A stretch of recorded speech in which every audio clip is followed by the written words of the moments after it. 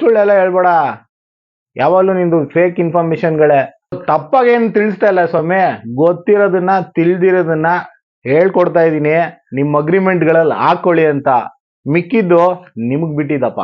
Work pressure ಹಾಗೂ health issue ಇಂದ ವಿಡಿಯೋಗಳನ್ನ ಕರೆಕ್ಟ್ ಆಗಿ ಮಾಡಕ್ಕಾಗ್ತಾ ಇಲ್ಲ, ಇನ್ಫಾರ್ಮೇಶನ್ಗಳನ್ನ ತಿಳಿಸಕ್ಕಾಗ್ತಾ ಇಲ್ಲ. ಸೊ ಕ್ಷಮೆ ಇರ್ಲಿ. ಇತ್ತೀಚೆಗೆ ಆನ್ಲೈನ್ ಅಲ್ಲಿ ಇಲ್ಲಿ ಪ್ರಾಪರ್ಟಿ ಇಷ್ಟಕ್ಕಿದೆ, ಅಲ್ಲಿ ಪ್ರಾಪರ್ಟಿ ಇಷ್ಟಕ್ಕಿದೆ ಅನ್ನೋದು ಕಮ್ಮಿ ಆಗಿದೆ ಅಂತ ನನ್ಗನ್ಸ್ತಾ ಇದೆ. ನೀವೇನಂತೀರಾ? AST ಬಗ್ಗೆ ತಲೆ ತಿಂತಾ ಇದ್ದಾರೆ. AST ನೀವಾನ ಕಟ್ಟಿ ಓನರ್ ಹತ್ರನ ಕಟ್ಕೊಳ್ಳಿ, ಬಟ್ ಫ್ಯಾಕ್ಟು ನಿಮ್ ಮ್ಯೂಚುವಲ್ ಕನ್ಸಲ್ಟ್ ಅಲ್ಲೇ ಹೋಗೋದು ಅಂತ ನನ್ನ ಒಂದು ಅನಿಸಿಕೆ. ಯಾಕೆ ಗುರು ಯಾವ್ದು ವಿಡಿಯೋನೇ ಮಾಡ್ತಾ ಇಲ್ಲ? ಎಷ್ಟು ಇನ್ಫಾರ್ಮೇಶನ್ಗಳಿದೆ, ಯಾಕೆ ತಿಳಿಸ್ತಾ ಇಲ್ಲ?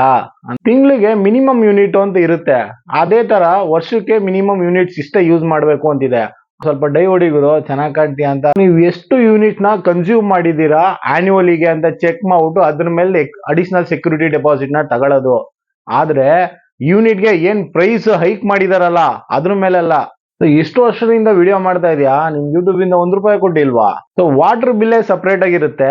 ವಾಟರ್ ನ ಮೇಲೆ ಕಳಿಸ್ತೀವಲ್ಲ ಸಂಪ್ಗೆ, ಅದಕ್ಕೆ ಮೋಟರ್ ಬಿಲ್ಲೇ ಸಪರೇಟ್ ಆಗಿರುತ್ತೆ. ಅದನ್ನೇ ಇವಾಗ ರಿಯಲೈಸ್ ಮಾಡ್ಕೊಂಡವ್ರೆ.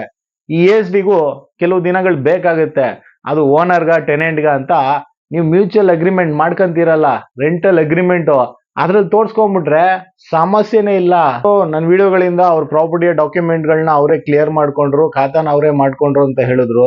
ತಪ್ಪಾಗಿ ಏನು ತಿಳಿಸ್ತಾ ಇಲ್ಲ ಸ್ವಾಮಿ, ಗೊತ್ತಿರೋದನ್ನ ತಿಳಿದಿರೋದನ್ನ ಹೇಳ್ಕೊಡ್ತಾ ಇದ್ದೀನಿ. ನಿಮ್ಮ ಅಗ್ರಿಮೆಂಟ್ ಗಳಲ್ಲಿ ಹಾಕೊಳ್ಳಿ ಅಂತ, ಮಿಕ್ಕಿದ್ದು ನಿಮಗ್ ಬಿಟ್ಟಿದಪ್ಪ. ನಿಮ್ ವಿಡಿಯೋಗಳಿಂದ ಹಲವಾರು ಇನ್ಫಾರ್ಮೇಶನ್ಗಳು ಬಂದಿದೆ. ನಾನು ಒಂದು ರಿಯಲ್ ಎಸ್ಟೇಟ್ ಮಾಡುವಾಗ ಈ ತರದೆಲ್ಲ ಡಾಕ್ಯುಮೆಂಟ್ಗಳು ಇದೆಯಾ, ಈ ತರ ಸಮಸ್ಯೆಗಳು ಬರುತ್ತಾ ಅನ್ನೋದು ಒಂದು ನಾಲೆಜ್ ಬಂತು. ಸುಮಾರು ದಿನಗಳಿಂದ ನನ್ಗೆ ಗೊತ್ತಿರೋ ಡಾಕ್ಯುಮೆಂಟ್ಗಳ ಬಗ್ಗೆ ಅವೇರ್ನೆಸ್ ಕೊಡ್ತಾ ಇದ್ದೀನಿ. ಇವತ್ತು ಏನಪ್ಪ ತಿಳ್ಸಕ್ಕೆ ಬಂದಿದ್ದೀನಿ ಅಂದ್ರೆ, ಪ್ರಾಪರ್ಟಿ ರಿಜಿಸ್ಟ್ರೇಷನ್ ಗಳಲ್ಲಿ KYC ಅಪ್ಡೇಟ್ ಆಗ್ತಾ ಇದೆ. 2 ಸತಿ KYC ಅಪ್ಡೇಟ್ ಆಗೋದು. ಫಸ್ಟ್ ನಿಮ್ಮ ಆನ್ಲೈನ್ ಅಪ್ಲಿಕೇಶನ್ ಅಲ್ಲಿ, ಅದಾದ್ಮೇಲೆ ನೀವು ರಿಜಿಸ್ಟ್ರೇಷನ್ ಮಾಡ್ಕೊಡ್ತೀರಲ್ಲ ಅಲ್ಲಿ. ಇದು ಯಾಕೆ ಸರ್ ಇದು KYC ತಲೆನೋವು ಅಂತ ನೀವು ಅನ್ಕೊಬಹುದು.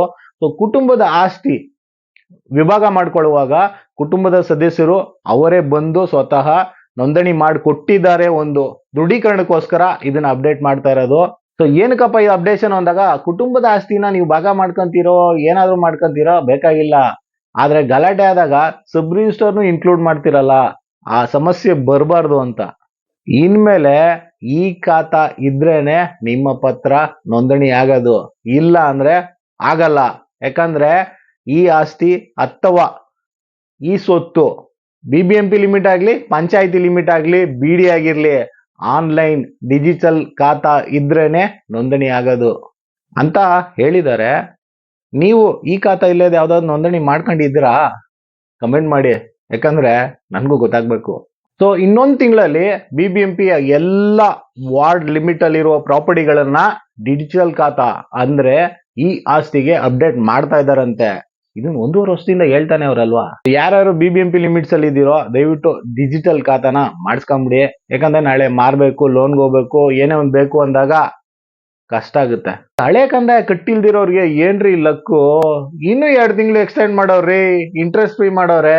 ಯಪ್ಪ 5 ವರ್ಷ 10 ವರ್ಷ ಕಟ್ಟಿಲ್ದಿರೋರ್ಗೆ ಏನ್ ಲಕ್ಕು ಸ್ವಾಮಿ, ನೀವೆಲ್ಲ ಪುಣ್ಯ ಮಾಡಿದೀರಾ. ಹೊಸ ಅಡ್ವಾನ್ಸ್ ಟ್ಯಾಕ್ಸ್ ಕಟ್ಟಿದೆ ತಪ್ಪಾಗ್ಬಿಡಿದ್ಯಾ, ಈ ತರ ಆಫರ್ ಕೊಟ್ಟವ್ರಲ್ಲ. ಈ ಸ್ವತ್ತನ್ನ ಸಾಫ್ಟ್ವೇರ್ ಅಪ್ಡೇಟ್ ಮಾಡ್ತೀನಿ ಅಂತ ಹೇಳಿದ್ರು, ಅಪ್ಡೇಟ್ ಇನ್ನು ಮಾಡ್ತಾನೆ ಇದ್ದಾರೆ. ಯಾವ್ದೇ ತರದ ಪ್ರೋಗ್ರೆಸ್ ಆಗಿದೆಯೋ ಇಲ್ವೋ ನನ್ಗೂ ಗೊತ್ತಿಲ್ಲ. ಸೊ ನಿಮಗ್ ಗೊತ್ತಾಗಿದ್ಯಾ? ಈ ಖಾತಾನ ವರ್ಗಾವಣೆಗೆ ಹಾಕಿದ್ರೆ ಸಾಫ್ಟ್ವೇರ್ ಅಪ್ಡೇಟ್ ಆಗಿಲ್ಲ, ಏನೂ ಆಗಿಲ್ಲ. ಈಗ್ಲೇ ಹಿಂಗಿರುವಾಗ ಇನ್ನ ರೆವಿನ್ಯೂ ಪ್ರಾಪರ್ಟಿಗಳಿಗೆಲ್ಲ ಈ ಖಾತಾ ಮಾಡ್ತೀನಿ ಅಂತ ಹೇಳ್ತಾ ಇದ್ದಾರೆ, ಏನ್ ಮಾಡ್ತಾರೋ. ಬೆಂಗಳೂರಿನ ರಾಮನಗರವರೆಗೂ ತಗೊಂಡೋಗ್ಬಿಟ್ಟು ಬೆಂಗಳೂರು ದಕ್ಷಿಣ ಅಂತ ಮಾಡ್ತಾ ಇದ್ದಾರೆ. ಅದಲ್ದಿರೆ ಬಂಗಿ ಜಂಪ್, ಬೆಂಗಳೂರು ದಕ್ಷಿಣದಲ್ಲಿ ಬಂಗಿ ಜಂಪ್ ಅನ್ನುವ ಒಂದು ಕಾನ್ಸೆಪ್ಟ್ ನ ಬೇರೆ ತರ್ತಾ ಇದ್ದಾರೆ. ಬೆಂಗಳೂರು ಲಿಮಿಟ್ಸ್ ಅಲ್ಲಿ 198 ವಾರ್ಡು, ಅದರಲ್ಲಿ ಹಳೆಯ 100 ವಾರ್ಡ್ ಬಿಟ್ಬಿಡಿ 98 ವಾರ್ಡ್ಗೆ ಇನ್ನು ಅಭಿವೃದ್ಧಿ ಮಾಡ್ತೀನಿ ಅಂತ ಮಾಡ್ತಾನೆ ಇದ್ದಾರೆ. ಗುರು ತಲೆಗಿಲೆ ಕೆಟ್ಟಿದ್ಯಾ? 225 ವಾರ್ಡ್ ಇರೋದು. ಸುಳ್ಳೆಲ್ಲ ಹೇಳ್ಬೇಡ. ಯಾವಾಗಲೂ ನಿಂದು ಫೇಕ್ ಇನ್ಫಾರ್ಮೇಶನ್ಗಳೇ. ತಿಳಿದಿರೋದು ಹೇಳಿದ್ರೆ ಹಿಂಗೆ ಅಲ್ವರಾ?